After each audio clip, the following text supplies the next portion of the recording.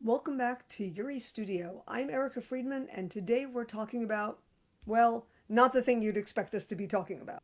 On the Okazu Discord, some folks popped in to talk about a new anime this season and muse about potential future Yuri in it. So I gave the first episode a try, and today we are talking about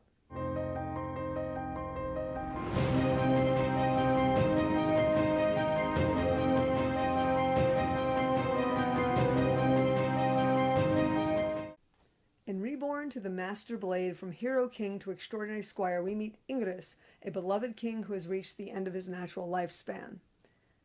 As a reward for his lifetime of good works, the redundantly named in translation Goddess of Divinity grants Ingress a wish. Like most wishes from a god, Ingress forgot to specify all the working parameters and is reborn to pursue life of swordcraft as a girl. Oh my god. I'm not the first person to note that an awful lot of isekai is trans fantasy, so I'll say it, but then we're going to move on. Little Ingress, known to her family as Chris, is a prodigy, and unbeknownst to her family, retains her former life's entire knowledge, which includes the use of magic, something that has largely been lost to the kingdom. Not only is Ingress a prodigy with magic, when she takes up the sword, her little baby muscles retain a lifetime of training, reflexes, and conveniently strength. That's skipping the hard part. So why am I talking about this series? Because Ingress has a built-in best friend, Ronnie, who is also of noble birth and who, by being cute, emotional, clumsy, and mostly helpless, will require a lot of saving for a while. In this first episode, they're only 5 years old, but the open and end credits show us older Chris and Ronnie, and the end appears to promote a more intimate friendship, which some folks immediately read into, as fans do. Master of Light novels Sean Gaffney noted Ingress and Rafina see each other as family in his opinion. Honestly, if there's a ship in the series, and he's read the books, he says it's Ingress and fighting and Ingress and food. She has no interest in romance for men or women. To which I replied in conversation, found family is also a kind of Yuri. Intimacy between women doesn't have to be romantic or sexual to be Yuri. And that is why we're talking today. As a reminder, the official Yuricon definition of Yuri starts: Yuri can describe any anime or manga series or other derivative media, i.e. fan fiction, film, etc., that shows intense emotional connection, romantic love, or physical desire between women. So let's talk about emotional intimacy, because I think it's important for us as humans, as members of the human race, that lover and blood relative are only two of the many possible forms of relationship in a lifetime. Friendships can be as emotionally intimate as romantic relationships. In fact, classically, men's relationships were assumed to be so. Literature from all over the globe portrays men in deeply emotionally bonded relationships, blood brothers, brought together by blood, sweat, and tears.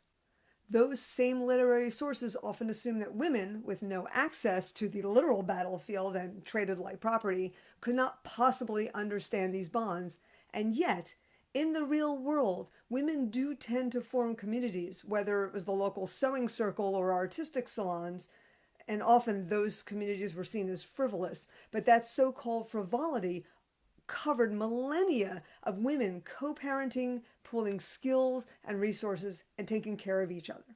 In She Loves to Cook, She Loves to Eat, Kazuka-san, Nomoto-san, and Nagumo-san form a family. 3 adult women taking care of one another. The story, the actual story itself, is how they start to understand that they care about one another and how that changes their lives. Queer folks have traditionally created these kinds of found families, especially in situations when blood relatives may have rejected them. But even outside that, you might be able to think of friends you have who you would go to the mat for, who matter to you as much or more than your blood relatives, but who is not your lover or a romantic interest.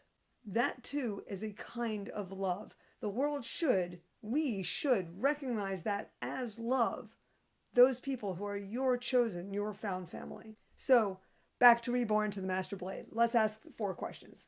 What did I dislike? Well, the clothing in the opening sequence was brushed forward and irritating. If I'm waving a sword around, I do not think having my breasts floating out there unprotected is a great idea. Also, I'm never a fan of knowing the creator and director's breast fetish, and I say fetish because in the OP our first glimpse of Ingress is literally a chest shot.